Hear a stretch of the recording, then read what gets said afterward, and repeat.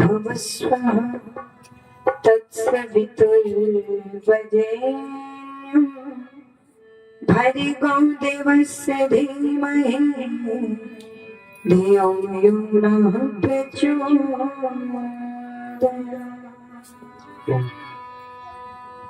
अग्निमिवे पुरोहितं यजस्य देवमृत्युजं होतारं रत्नधातुम्। ओम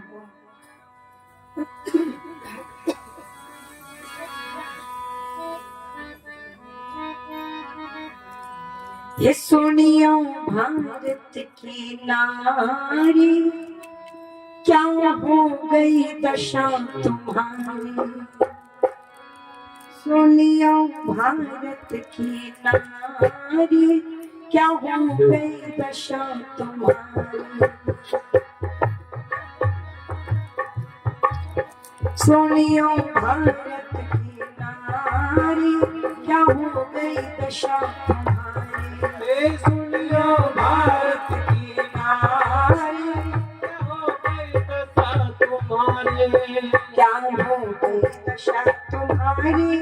क्या हो गई दशा तुम्हारी, क्या हो गई दशा तुम्हारी, क्या हो गई दशा तुम्हारी। सुनियो भारत की नारी, क्या हो गई दशा तुम्हारी।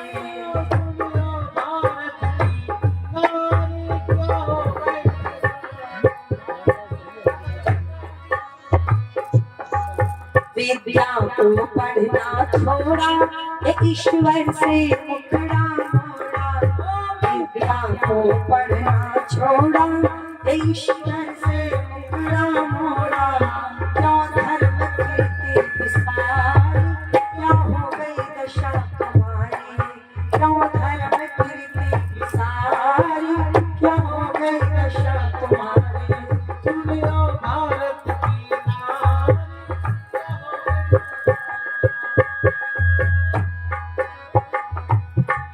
वृद्धों का किया न आदर, कब्रों पे चढ़ावे चादर। वृद्धों का किया न आदर, कब्रों पे चढ़ावे चादर। कई पीत उमरिया सारी, क्या हो गई दशा तुम्हारी। कई पीत उमरिया सारी, क्या हो गई दशा तुम्हारी। सुनियो भारत की नारी, क्या हो गई दशा तुम्हारी।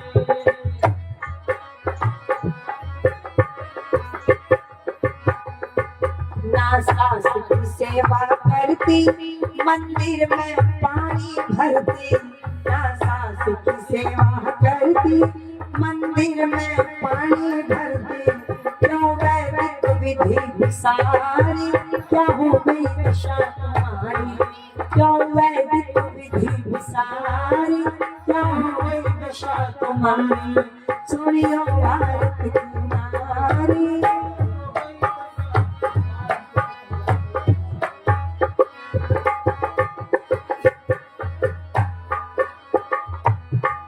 विद्या को पढ़ो पढ़ाओ, पतिदेव का हुक्म बजाओ। विद्या को पढ़ो पढ़ाओ, पतिदेव का हुक्म बजाओ। बनो सीता सी महतारी, क्या हो गई दशा तुम्हारी। बनो सीता सी महतारी, क्या हो गई दशा तुम्हारी। सुनियो भारत की नारी, क्या हो गई दशा तुम्हारी।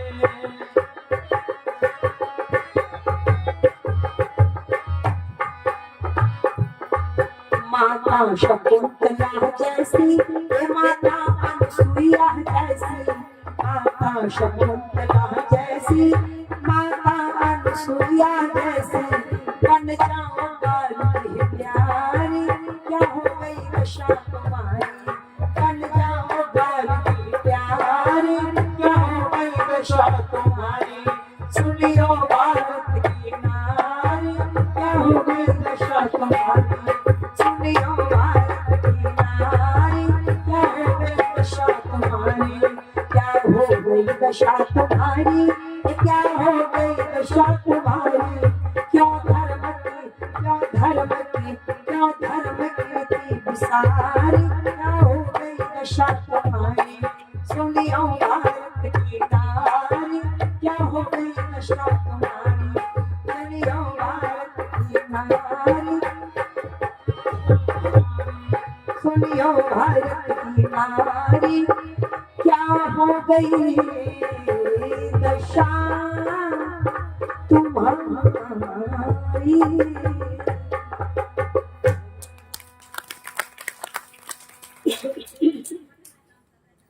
बहुत ही आदर और सम्मान के योग्य हमारी आज की सभा के अध्यक्ष महोदय जी, मंच पर विराजमान बड़े सारगर्भित प्रवचन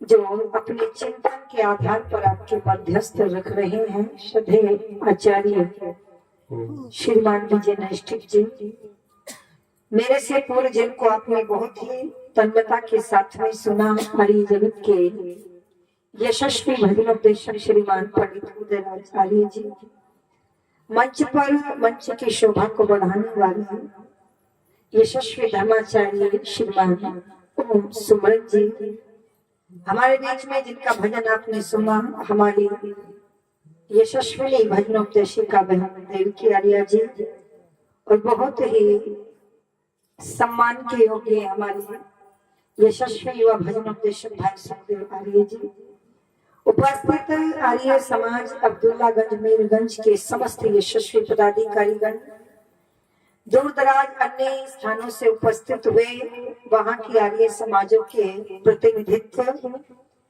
नौजवान मेरे भाई और राष्ट्र की मुस्कान, छोटे छोटे प्यारे प्यारे बच्चों, विषय रखा गया है नारी सशक्तिकरण। तो एक आपका ध्यान खींचना चाहूंगी, ज्यादा पुरानी बात नहीं करती, रामायण महाभारत की चर्चा नहीं कर रही हूँ, बस इतना कहना चाहूंगी कि 1990 में बेटियां डरा करती थी कि पता नहीं सास कैसे मिलेगी, और इस बात का भय रहता था जब रिश्ते हो जाते थे तो वजन घट जाया करता था लड़कियों का कि पता नहीं सास कैसे मिलेगी। 2024 में सास डरती है कि पता नहीं बहू कैसे मिलेगी, तो इससे ज्यादा और क्या सशक्त होना चाहते हो बताओ, कोई कमी रह गई है? अब सास का वजन घट जाता, बहुओं का नहीं घटता। निवेदन कर दूं आपके बीच में, सशक्त होने का अर्थ यह बिल्कुल भी नहीं है कि हम अपनी मर्यादाओं को लांघ करके और अपनी मन मर्जी चलाने का प्रयास करें कि कम कपड़े शरीर पर होना ही हमारे सशक्त होने की पहचान होगी। आज यही नारी समझती है, उसको लगता है कि जैसे पुरुष वर्ग अपने जीवन को यापन कर सकता, वैसे मर्यादा पुरुषों के लिए भी है। आप रामायण की तरफ चलेंगे तो पता चलता है कि जब पुरुष मर्यादा में होता है तो वह मर्यादा पुरुषोत्तम श्री राम बन जाता है, और जब मर्यादा को लांघता है तो फिर रावण बन करके युगों युगों तक उसका वो लोग पुतला ही जलता रहता है। ऐसे ही स्त्री जब मर्यादा में होकर के कार्य जीवन का यापन करती है, और मर्यादाओं का नाम याद रखना बंधन नहीं है, मर्यादाओं का नाम बंधन नहीं है। जब मर्यादा में स्त्री काम करती है तो वो भगवती माता सीता कहकर के सम्मानित होती है, और जब मर्यादाओं को लांघ दे तो फिर शूर्पणखा की तरह नाक और कान कटने में देरी नहीं लगती। निवेदन आपके बीच में कर दूं एक और उदाहरण, जब आपके घरों में झाड़ू है, जब तक झाड़ू की तिलियां मर्यादा के सूत्र में बंधी होती है तो याद रखना कचरा साफ करती है, और यदि झाड़ू की मर्यादा का वो सूत्र, वो धागा टूट जाए तो फिर झाड़ू को कचरा बनने में देरी नहीं लगती। यही स्थिति हमारी है, महिलाओं की है, समाज के लोगों की। वेद हमें मर्यादाओं में रहने की आज्ञा देता है, आदेश देता है। आज हमने इन मर्यादाओं का उल्लंघन किया और कितना कष्ट हमें भोगना पड़ रहा है ये सब जानते हैं, परंतु फिर भी मानने के लिए तैयार नहीं है। और यही कारण है कि स्त्री आज पुरुष बनने को तैयार है और पुरुष महिला बनने को तैयार है। अरे जो ईश्वर ने बनाया क्या उसमें संतुष्टि नहीं है? ईश्वर ने स्त्री बनाया तो स्त्री बनकर के रहिए। जो स्त्रियों के कर्तव्य है उनका आप अनुपालन कीजिए, और आपको पुरुष बनाया तो पुरुष बन करके रहिए। और आप देखते हैं लड़कियों की वेशभूषा लड़कों जैसी, लड़कियों का आचरण लड़कों जैसा और लड़कों का आचरण लड़कियों जैसा, क्योंकि संतुष्टि नहीं है। लड़के लड़कियां बनने को तैयार बैठे हैं और लड़कियां लड़के बनने को तैयार बैठी हैं, और इस मर्यादा को लांघने का दुष्परिणाम आज बोलो समाज को भुगतना पड़ा। और यदि ऐसा ही चलता रहा तो वो दिन दूर नहीं जब यहाँ केवल और केवल अराजकता के अलावा आपको कुछ और दिखाई नहीं देगा। बस मैं इतना आपसे कहना चाहूंगी, सशक्त का मतलब ये नहीं कि हाथ में बियर की बोतल हो और चौराहे पर खड़ी होकर के अधूरे कपड़ों में और भाई को घोड़ी पर बिठा करके कहती हूँ आज मेरे यार की शादी है, और फिर कहीं अब मैं सशक्त हो गई हूँ। ये हमारा प्रतिरूप सशक्त होने का नहीं होता।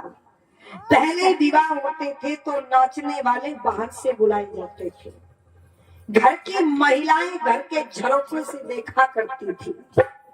आज नाचने वाली तो घर की महिलाएं चौराहे पर नाचती है, गांव हो या शहर। ऐसा नहीं कि गांव की महिलाएं, अब गांव की भी महिलाएं कम नहीं है, चौराहे पर नाचती है, सड़क पर नाचती है। और बोलो नाचने वाले बाहर से आते हैं, वीडियो और बनाते हैं और तुम्हारी वीडियो फिर यूट्यूब पर डाली जाती है। होता ऐसा ही नहीं होता, और इसको क्या कहते हैं? सशक्तिकरण है। आइए आपके बीच में थोड़ी सी चिंतन, थोड़ी सी चर्चा करते हुए मैं आगे बढ़ूं। वास्तव में आपको सशक्तिकरण देखना है तो माँ जीजाबाई को देखना है। अरे 16 साल का शिवाजी माँ जीजाबाई के पास आकर के कहता है माँ भूख लगी है रोटी दे। ये थी सशक्त नारी। शिवा के हाथ को पकड़ करके छत पर ले गई और कहती है जीजाबाई शिवा देख सामने क्या दिख रहा है। शिवाजी ने कहा माँ ये तोरण का किला है। बोले मुझे पता है, पर ये बताओ इस किले पर झंडा किसका लगा है? 16 साल का शिवाजी कहता है माँ झंडा तो चांद और तारे का लगा है। तो ये भी नारी सशक्तिकरण। जीजाबाई कहती है शिवाजी यदि रोटी चाहिए तो झंडा ओम का लहरा दे, उसके बाद में रोटी मिलेगी।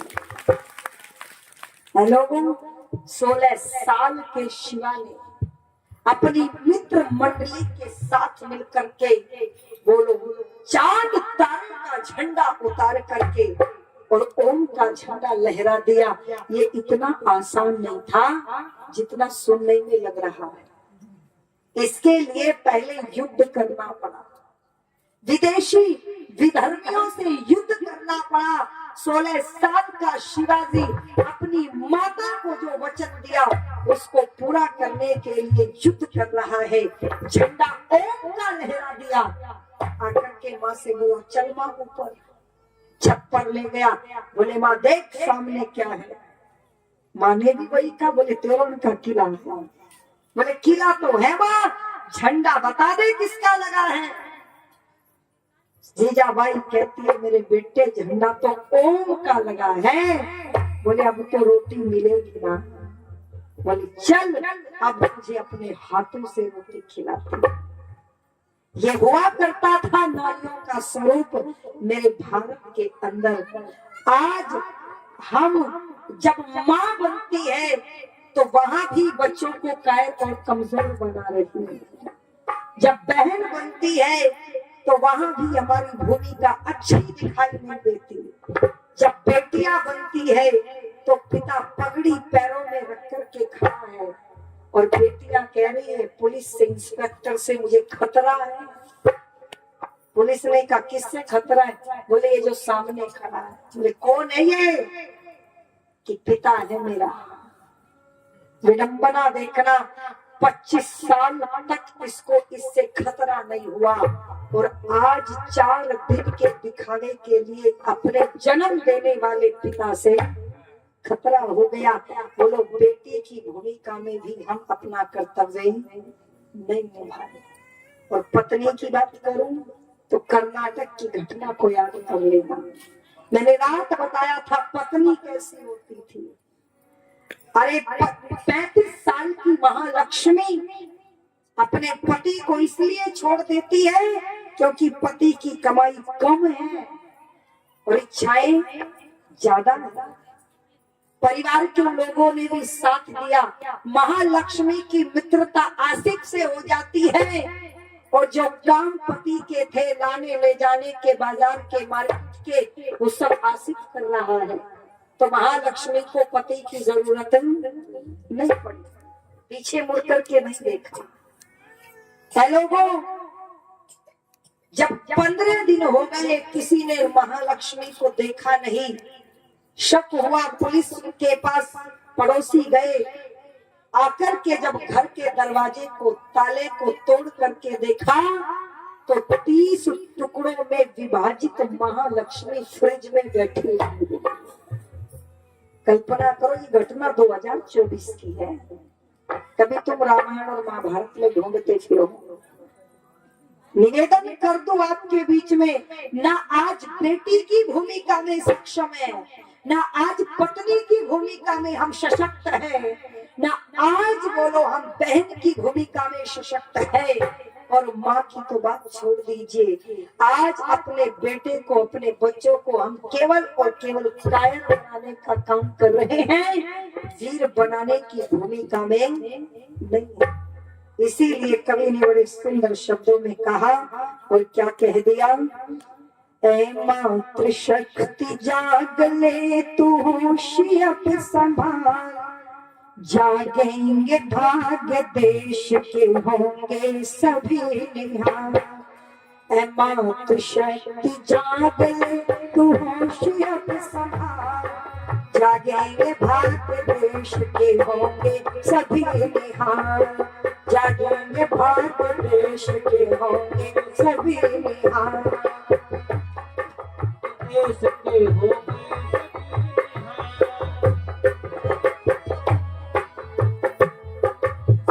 थोड़ा सा हारमोनियम बना तो बंद पड़ा है।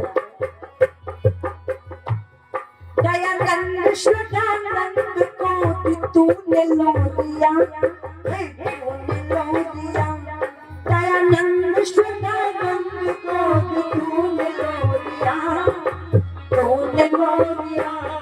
इस दिल में भगत चूमते फांसी की डोरिया, फांसी की डोरिया, तूने ही देश को दिए राणा शिवासला, तूने ही देश को दिए राणा शिवासला, जागेंगे भाग्य देश के होंगे सभी निहाल, भाग्य देश के होंगे सभी निहाल।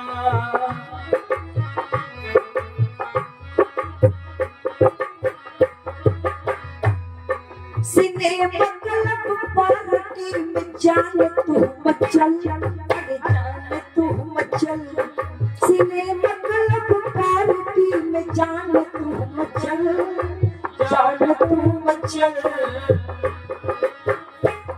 गलियों बाजार होटलों में सज के ना निकल, और सज के ना निकल, फिर देखे बुरी नजर से, फिर देखे बुरी नजर से किसकी है मजाल, जागेंगे भाग्य देश के होंगे सभी निहाल, जागेंगे भाग्य देश के होंगे शक्ति जाग ले होश अब संभाल।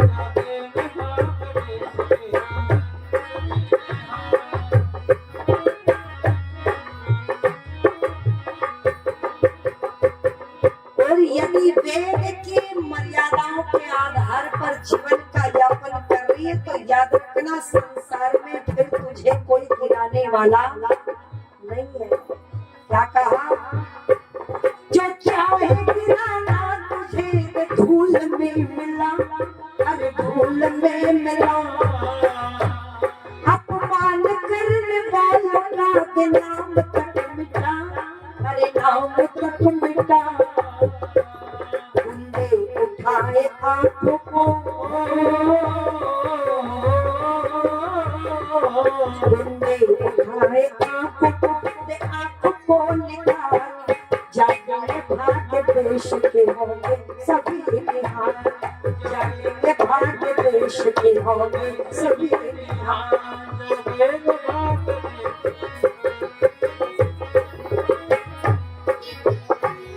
सीता के पद मधुर गगन तू लक्ष्मी बाई, अरे लक्ष्मी बाई। सीता के पद मधुर गगन तू लक्ष्मी बाई, न समझ आए तेरे कोई अताताई, कोई अताताई। संकट के समय हाथों में,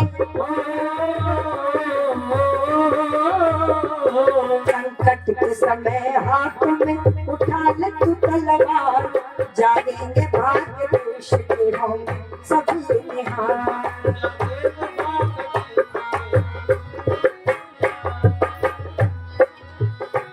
चंचल कुमारी ने कदम मुगलों की बनाई, मुगलों की बनाई। ना सामने आए तेरे कोई अताताई, कोई अताताई। झांसी में धूम लक्ष्मी बाई ने मचाई, बाई ने मचाई। भारत की देवियों का,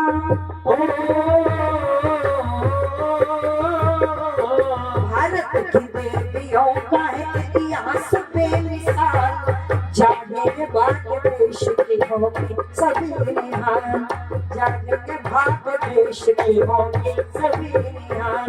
है मातृ शक्ति जाग ले होश अब संभाल।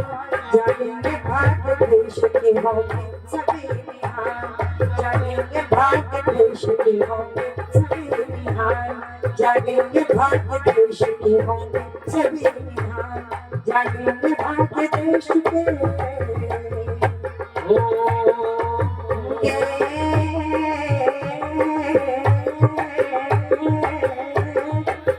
सभी भाई।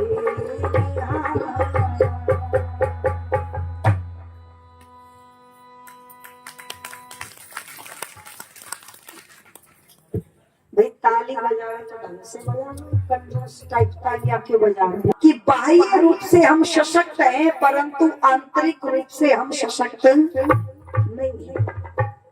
और ये गिरावट केवल स्त्रियों में ही नहीं अपितु पुरुषों में भी देखी जा रही है। हिसार हरियाणा के अंदर एक शहर पड़ता है हिसार, आपने सुना होगा। वहां पर मेरा कार्यक्रम था 7 दिन का जन्माष्टमी के उपलक्ष्य में। तो 2 ही समय कार्यक्रम होता है शहरों में, सुबह और शाम। दिन में आराम था। तो वहां के जो प्रधान जी थे, अब तो वो इस दुनिया में नहीं रहे, पिछले वर्ष ही संसार छोड़ के गए। तो उन्होंने हमसे बात की कि जो हिसार में जेल है वहां पर आपका कार्यक्रम हो जाए। हमने कहा ठीक है, कर देंगे, हमें कौन सी दिक्कत आ रही है। तो महिलाओं की जेल थी वो, और उसमें जो लड़के थे वो 17 साल से लेकर के 25 साल तक के लड़के थे और महिलाएं थी। जब वहां 2 घंटे का कार्यक्रम चला, हम 2 लोग थे, मैं थी और एक स्वामी जी थे। 1-1 घंटे का हमारा कार्यक्रम हुआ। कर्मफल व्यवस्था पर, कर्तव्यों पर जब बात हुई तो आपको विश्वास होगा कि जितनी महिलाएं थी वो सारी पश्चाताप के आंसुओं में रो रही थी।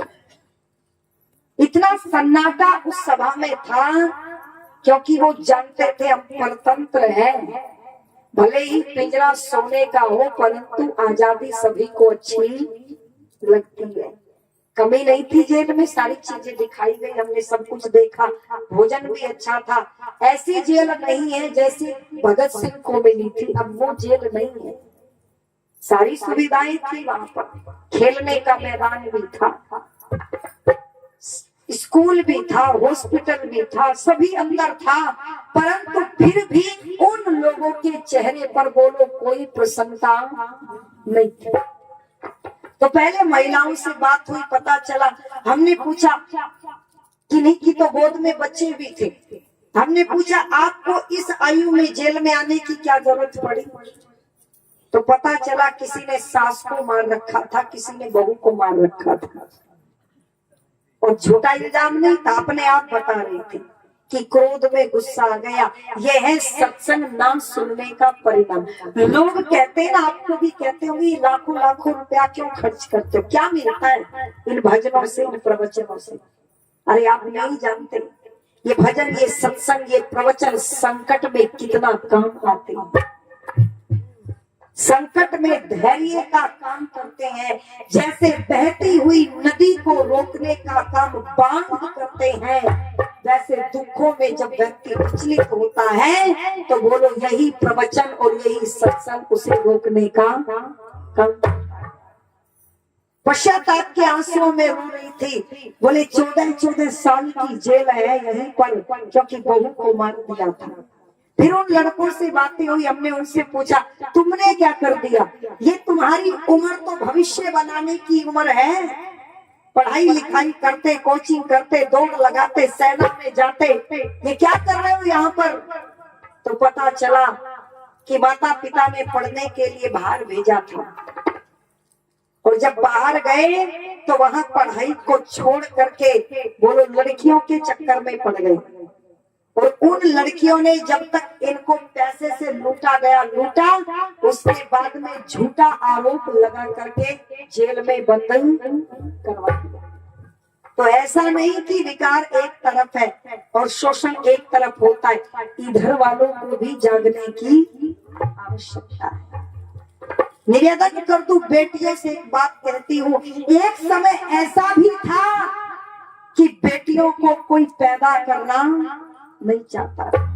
अरे पैदा होते ही बेटियों को वही पैदा होने के तुरंत बाद मार दिया जाता था, क्योंकि अल्ट्रासाउंड नामक यंत्र तो था नहीं कि गर्भ में चेकअप कराए बेटा होगा या बेटी। तो पैदा तो करते थे परंतु पैदा होने के बाद मार देते। आपको ये बात झूठ लग रही होगी। सहारनपुर के अंदर एक प्रवचन चल रहा था, सुन लेना प्रवचन से क्या होता है, भजन से क्या होता है।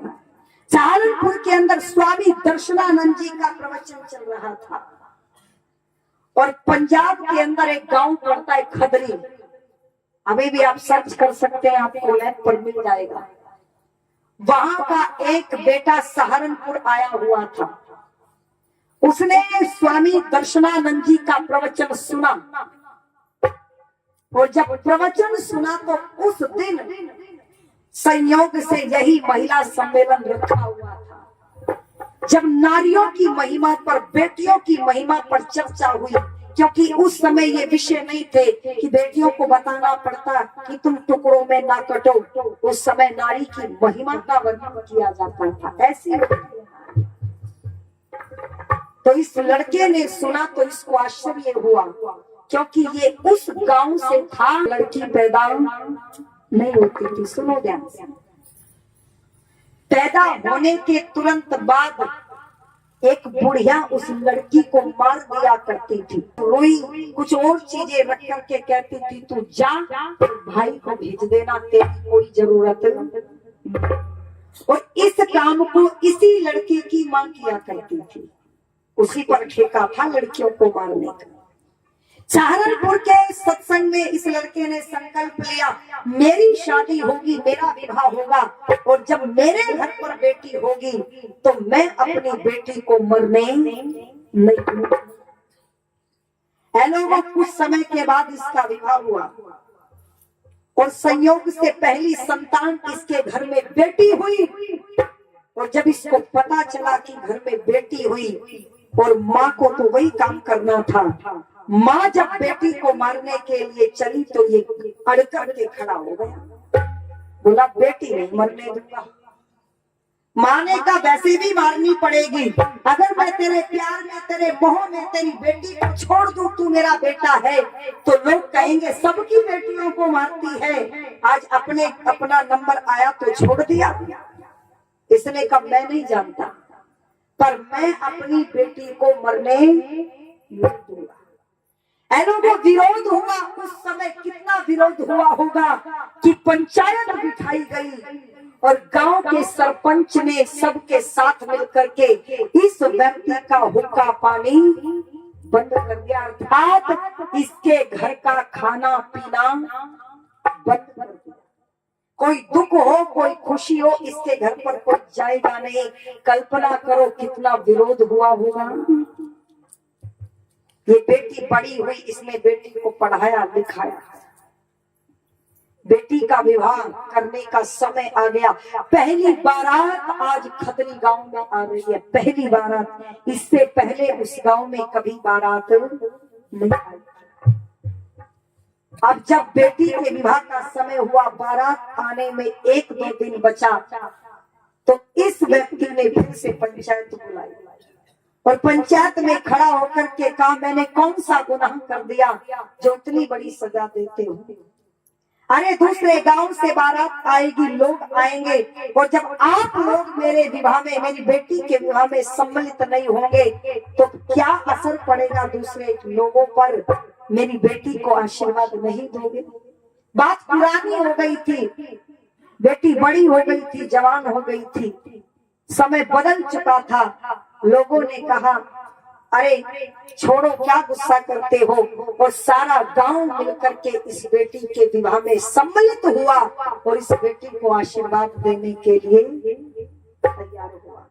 कल्पना करो ऋषि दयानंद महाराज का सत्संग सुन करके, स्वामी दर्शनानंद महाराज के प्रवचन सुन करके इस व्यक्ति के मन की जो भावनाएं जागृत हुई, उसने बेटी को बचाने में ये कार्य किया। आप कल्पना करो ऋषि दयानंद नहीं होते तो बोलो आज बेटियों को जीवित रहने का भी अधिकार नहीं था। हमें जिंदा रहने का अधिकार मिला, पढ़ने का अधिकार मिला। हमारे माता पिता आज हमारे लालन पालन में पक्षपात नहीं करते। क्यों बेटियों, पक्षपात होता है क्या? पहनने में, खाने में, पीने में, पढ़ाने में कोई पक्षपात नहीं होता। तो क्या हमारा कर्तव्य नहीं बनता कि हम अपने माता पिता के उस त्याग और समर्पण का सम्मान रखें? पूछ रही हूँ आप लोगों से, ऐसी कौन सी कमी रह जाती है उस माँ के प्यार में जो 9 मास तक गर्भ में ढोकर के फिर पैदा करती है? ऐसी कौन सी कमी रह जाती है उस पिता के प्यार में जो दिन रात गर्मी सर्दी को सहन करके एक एक पाई जोड़ करके और सपने संजो करके रखता है बेटी का विवाह करूंगा, बेटी का विवाह करूंगा। परंतु आज के बच्चे अपने माता पिता से बोलो विवाह का भी अधिकार छीन लेंगे। माता पिता बचपन जब ये पैदा होती है तब से जोड़ना शुरू करते हैं। बताओ करते हैं या नहीं करते? क्यों माताओं करती हो ना, और जोड़ करके रखना शुरू कर देती हो। परंतु जब ये बेटियां आज 25 साल की होती है तो ये कहती है तुम्हारे प्यार की कोई कीमत नहीं है, तुम्हारे समर्पण का कोई हमारे यहाँ पर कुछ लेना देना नहीं है, तुम्हें कोई बुद्धि नहीं है, हम अपने फैसले अपने आप करना जानती है। और बोलो मुंबई से चल करके दिल्ली तक पहुंच जाती है 4 दिन के प्यार के लिए, 25 साल के प्यार को ठोकर मार देती है। माता पिता का प्यार कमजोर हो जाता है और किसी अजनबी का प्यार इतना हावी हो जाता है और जब वो 35 टुकड़े करके जंगलों में डालता है फिर यही बावला सा पिता उन टुकड़ों को उठा करके घूमता है कि मेरी बेटी को इंसाफ दिला दो। अगर नारी सशक्त होना चाहती है तो ऐसे विधर्मियों को जवाब देने की कला आपके अंदर होनी चाहिए। आप देखो विदेशों की लड़कियां कभी भी विधर्मियों से विवाह नहीं करती, ध्यान से सुनना। अन्य समुदायों की लड़कियां विधर्मियों से विवाह नहीं करती, केवल हिंदुओं की लड़कियों के दिमाग खराब हुए पड़े हैं, इनको कुछ और दिखाई देता नहीं है। बस यही सबसे ज्यादा आजकल अपने आप को शिक्षित मानती है, पढ़ी लिखी मानती है। माता पिता ने छूट दी, हाथ में फोन दिया, पढ़ने के लिए कॉलेज में भेजा, तो इसने उस छूट का इतना नाजायज फायदा उठाया कि ये कॉलेज से ही बाहर निकल गई, फिर वापस लौट करके कहीं पर इज्जत गंवा दी, कुछ नहीं पता, कोई कमी तो थी नहीं, सब कुछ तो था। इसीलिए कवि ने बड़े सुंदर शब्दों में कहा कि यदि आप अपने सतीत्व की रक्षा करना चाहती है, आप अपने चरित्र की रक्षा करना चाहती है, तो अपने पूर्वजों की भांति, अपनी माताओं की भांति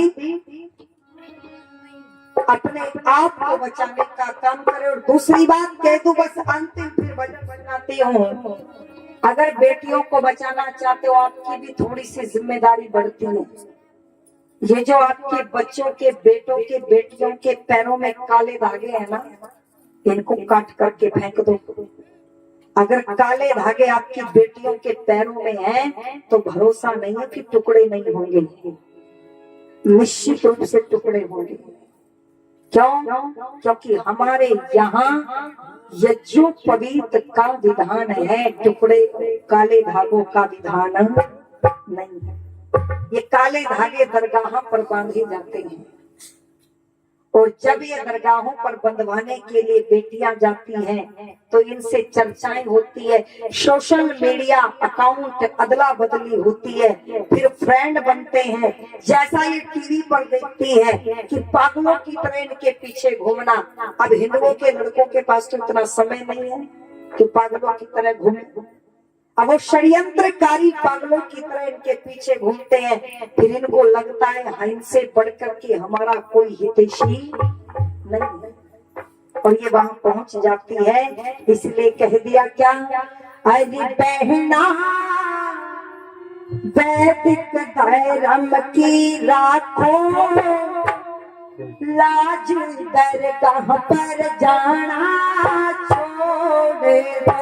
बहना वैदिक धर्म की राखो, लाज पर जाना छोड़ दो।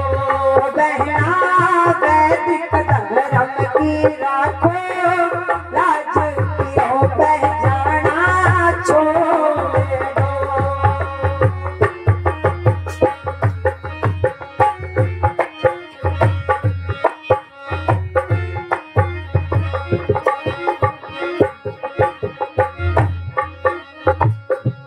सो तो भवे पापी खा गए, सो तो भवे पापी खा गए।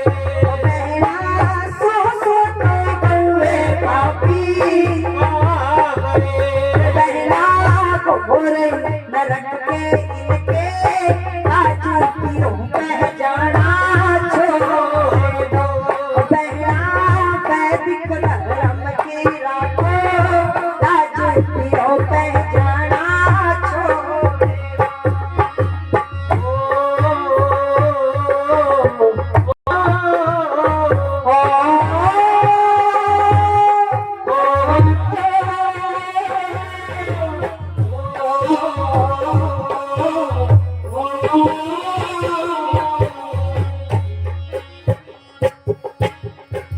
कीड़े खा गए इनकी हड्डियां, कीड़े खा गए इनकी हड्डियां, कीड़े खा गए इनकी हड्डियां। बहनों को दिखते देखो इनको, आज पीरों पे जाना छोड़ दो। बहना वैदिक धर्म की राखो, लाज पीरों पे जाना छोड़ दो।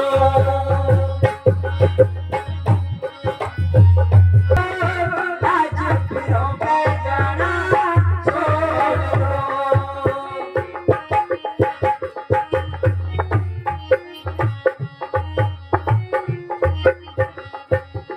मेरे बहन मैं तो मन्नत मांगने गई थी कि बेटा हो जावे मेरे घर में, है ना, इसीलिए तो जाती हूँ। मैंने कहा बेटा चाहिए तो पहले डॉक्टर के पास चली जा, कुछ कमी हो तो वो चेकअप करा ले। बोले करा ली, फिर कर ले। अरे ईश्वर पर विश्वास रख, धैर्य रख।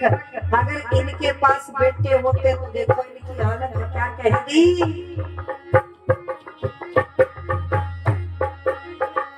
क्या तुमको बेटे देंगे वो कभी, क्या तुमको बेटे देंगे वो कभी, क्या तुमको बेटे देंगे वो कभी।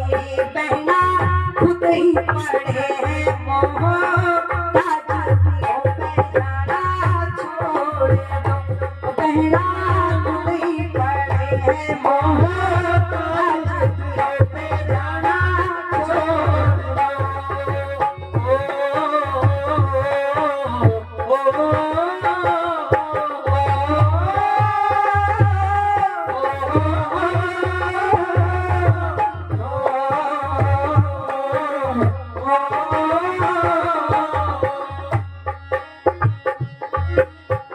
सब कुछ तो खोया जान में, सब कुछ तो खोया बहना भूल रहना रहा, क्या छुट्टियों पे जाना छोड़ दो। बहना वैदिक धर्म की राखो लाज, कपड़ों पे जाना छोड़ दो।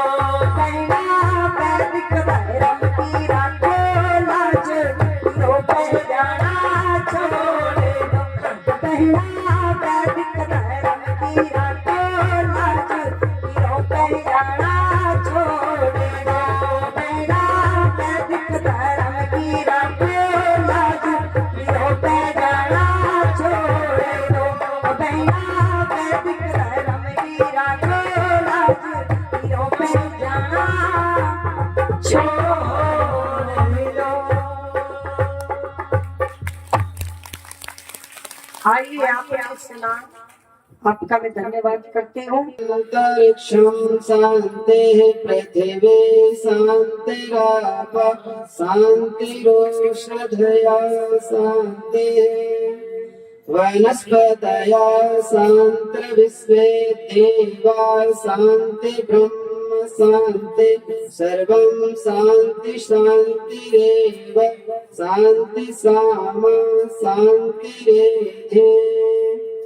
ओम शांति शांति शांति।